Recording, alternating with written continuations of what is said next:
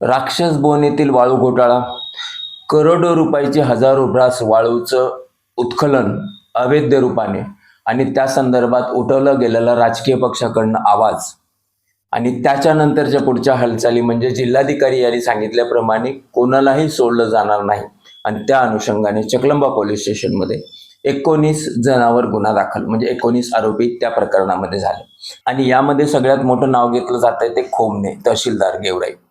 त्यांच्या निलंबनासाठी जिल्हाधिकाऱ्यांनी प्रस्ताव पाठवलाय आणि त्याचबरोबर हे 19 आरोपीपैकी एक आरोपी राख यांना पोलिसांनी अटक केली, पण बाकीचे 18 आरोपी आज पण फरार आहेत.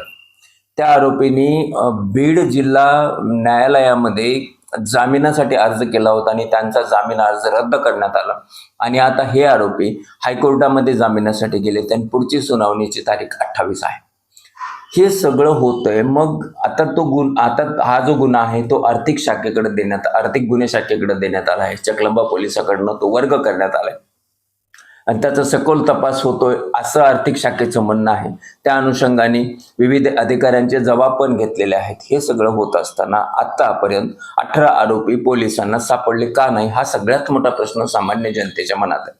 त्याचबरोबर या प्रकरणाला जी हवा दिली गेली होती ती हवा म्हणजे त्या फुग्यातली हवा ती गायब का झाली हा पण प्रश्न सगळ्यात मोठा सामान्य नागरिकांच्या मनात. वाळू माफिया थांबलेत का तर याचं उत्तर स्पष्ट नाहीये. वाळू माफियाचं वाळू खनन चालूच आहे, अवैध वाळू खनन चालूच आहे, विविध ठिकाणच्या नद्यामधून वाळू खनन चालू आहे.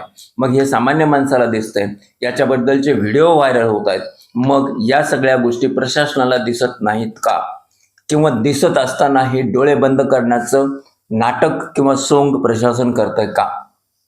दोन प्रश्न येतात. कर्तव्यदक्ष जिल्हाधिकारी आणि कर्तव्यदक्ष पोलीस अधीक्षक यांच्या अखत्यारीत ह्या सगळ्या गोष्टीचा तपास चालू असताना हे त्या संबंधित अधिकाऱ्यांना कडक सूचना देतील का आणि त्या सूचनांच्या आधारे किंवा स्वतः SP किंवा कलेक्टर या सगळ्या राक्षस प्रकरणात लक्ष देतील का आणि उर्वरित सगळे आरोपी हे अटक होतील का हा प्रश्न आणि याचं उत्तर काय येतं हे बघणं जरुरी आहे. आता विषय इथंच थांबतोय का तर नाही.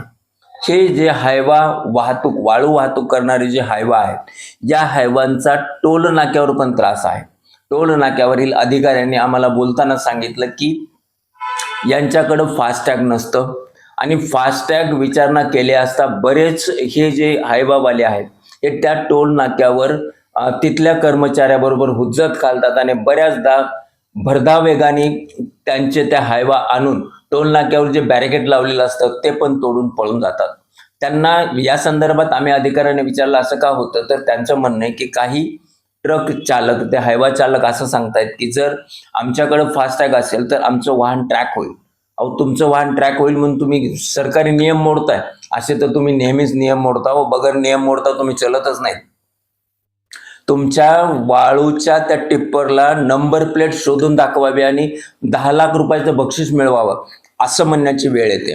आता प्रकरण इथंच थांबतंय का तर नाही, एकाच ठिकाणचं आहे का तर नाही.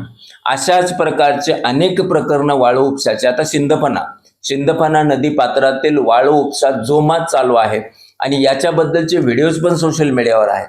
मग हा वाळू उपसा करताना यावेळेस मात्र त्या वाळू तस्करांनी एक वेगळी पद्धत वापरली आहे.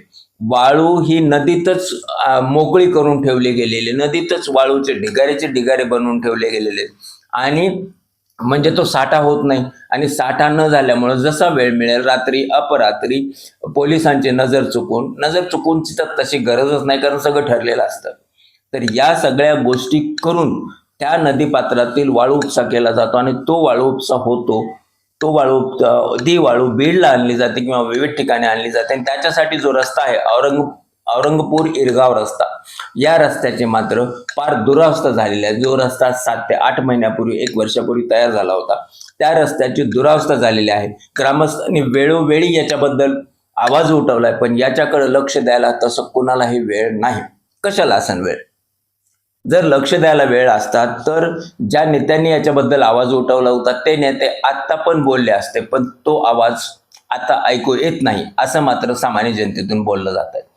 तर या सगळ्या गोष्टी जर कडक म्हणजे याच्यावर निर्बंध लादले जात नसतील तर या अवैध गोष्टी चालूच राहतील आपल्याला माहिती आहे या वाळू टिप्परमुळं यांची स्पीड किती असते, भरधाव वेगाने जाणारे हे वाळूचे टिप्पर, आणि याच्यामुळं म्हणजे ज्या निरपराध नागरिकांचा जीव पण जातोय.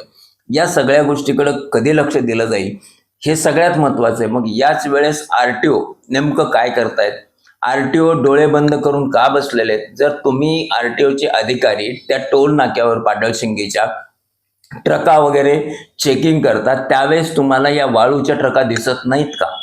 किंवा फक्त एकच रस्ता आहे का, नॅशनल हायवे 52, दुसरे रस्ते नाही आहेत का ज्या ठिकाणी पण आपण चेकिंग करावी? किंवा लोकांकडनं कळालेल्या माहितीनुसार कमीत कमी त्या ट्रकची नोंदणी आहे का, त्या ट्रकचा नंबर कुठे, त्या ट्रकचं फिटनेस प्रमाणपत्र आहे का, किंवा ते जे रॅकेट होतं खोटं फिटनेस प्रमाणपत्र देणारं तिथूनच त्यांनी फिटनेस प्रमाणपत्र घेतलंय का? या सगळ्या गोष्टीचा अभ्यास होणं जरुरी आहे. मी डॉक्टर लड्डा, दैनिक लोकप्रश्नसह महाराष्ट्र न्यूज बुलेटिन, बीड.